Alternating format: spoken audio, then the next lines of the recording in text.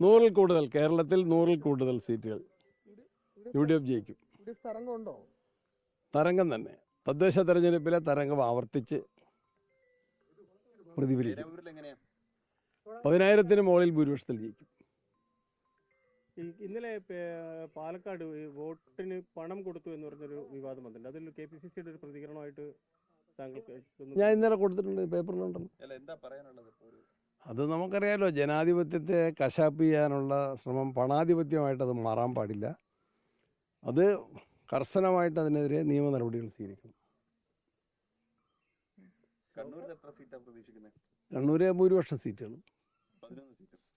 അത് അത്രയും പറയോ, ഞാൻ പറയോ? മണ്ഡലം തിരിച്ചു പിടിക്കുമെന്നതാണ് അതിന്റെ ഒരു വലിയ ആത്മവിശ്വാസം പറയുന്നുണ്ട്. കഴിഞ്ഞ തവണ പോകാര്യത്തിൽ സംതിങ് ചെറിയ ഭൂരിപക്ഷമായിരുന്നു, അത് മറിക്കാൻ എളുപ്പമെന്നാണ്.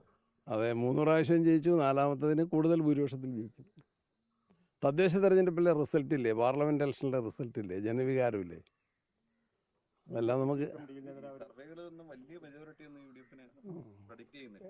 കഴിഞ്ഞ സർവേയിൽ, കഴിഞ്ഞ 2021 ഇലക്ഷനിൽ പല മേജർ ചാനലുകളും ഞാൻ നോക്കുന്നായിരുന്നു സർവേ. എനിക്ക് ജനങ്ങളെ സർവേ നന്നായിട്ടറിയാം, ജനമനസ്സറിയാം. ഞാൻ ഏത് ഇലക്ഷനിലും ഇവിടുത്തെ എൻ്റെ ഭൂരിപക്ഷത്തെക്കുറിച്ച് ഞാൻ മുൻകൂട്ടി പറഞ്ഞിട്ടുണ്ടോ, അതായിരുന്നു എൻ്റെ ഭൂരിപക്ഷം. എല്ലാ ഒഴുക്കുകളും, അടിയെല്ലാം, മുകളിലത്തെ ഒഴുക്കും അടിയിലെ ഒഴുക്കും എല്ലാം നമുക്ക്. ഏറ്റവും അവസാനമായി CPM-ന്റെ ഭാഗത്ത് ഈ പറയുന്ന വയനാട് ഫണ്ട് നികേഷ് കുമാർ ഉൾപ്പെടെയുള്ളവർ ഇന്നലെ പോലും അതെ, നികേഷിനെതിരെ ഞങ്ങൾ കേസ് കൊടുത്തിട്ടുണ്ട്. നികേഷിനെ പോലെ സാധാരണഗതിയിൽ വിവരമുണ്ടെന്ന് ധരിക്കുന്ന ആൾ അങ്ങനെ പറയാൻ പാടില്ലായിരുന്നു. എന്താ അദ്ദേഹം പറഞ്ഞത്? വേറൊരു അക്കൗണ്ട് ഉണ്ടെന്ന് പറഞ്ഞു. ആ അക്കൗണ്ട് ഏതാണ്? അതിൻ്റെ നമ്പർ വേണ്ടേ? അങ്ങനെ ഒരു അക്കൗണ്ട് ഉണ്ടെങ്കിൽ അതിൻ്റെ നമ്പർ വേണ്ടേ? ഏത് ബ്രാഞ്ചിലാണ്, ഇത്ര നമ്പർ അക്കൗണ്ടാണ്, അതിലേക്ക് എത്ര പൈസ വന്നു? കാർഡ് അടച്ച് വെടിവെക്കാവോ? കണ്ണടച്ചിരുട്ടാക്കാവോ? പിന്നെ പറഞ്ഞു ഒരു വിദേശ വ്യവസായിയുടെ അക്കൗണ്ടിലേക്ക് ട്രാൻസ്ഫർ ചെയ്തു എന്ന് പറഞ്ഞു. അത് ഏത് വ്യവസായി, ഏത് അക്കൗണ്ടിലേക്ക്, എത്ര രൂപ? ഇതൊക്കെ തെരഞ്ഞെടുപ്പിൽ ശബരിമല കൊള്ള, അയ്യപ്പ സംഗമത്തിൻ്റെ പേരിലുള്ള വൻ തട്ടിപ്പ് വെട്ടിപ്പ്, അതിനെ മറച്ചു പിടിക്കാൻ ഈ വിഫല ശ്രമങ്ങളൊന്നും വിലപ്പോവില്ല. ജനങ്ങൾക്ക് നന്നായിട്ടറിയാം. ഞാൻ കൃത്യമായിട്ട് പറഞ്ഞതാണ്, വയനാട് ഫണ്ടിൽ എത്ര പൈസ കിട്ടിയോ അതിനേക്കാൾ കൂടുതൽ പൈസ KPCCയുടെ സ്വന്തം ഫണ്ടിൽ നിന്ന് ചെലവ് ചെയ്തിട്ടുണ്ട് എന്ന് ഞാനിവിടെ കണക്കുകൾ സഹിതം എൻ്റെ വീട്ടിൽ വെച്ചാണ് മാധ്യമങ്ങളോട് പറഞ്ഞത്. അതിനെ കണ്ണിക്കാൻ ആർക്കും സാധ്യമല്ല. ഇപ്പോൾ അവർ ഉരുണ്ട് കളിക്കുക.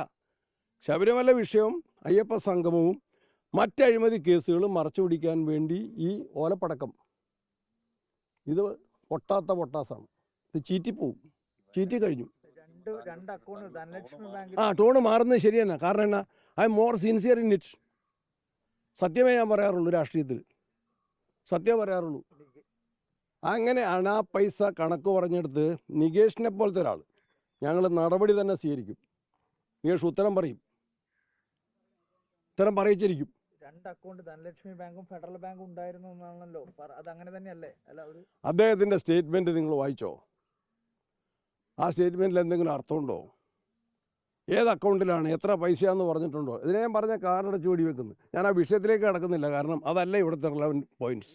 സുധാകരനുമായി ബന്ധപ്പെട്ടുകൊണ്ട് അദ്ദേഹത്തിൻ്റെ ഫേസ്ബുക്ക് പോസ്റ്റ് വായിച്ചില്ല? ഉണ്ടെങ്കിൽ വായിക്കണം, ഇല്ലെങ്കിൽ വായിക്കണം.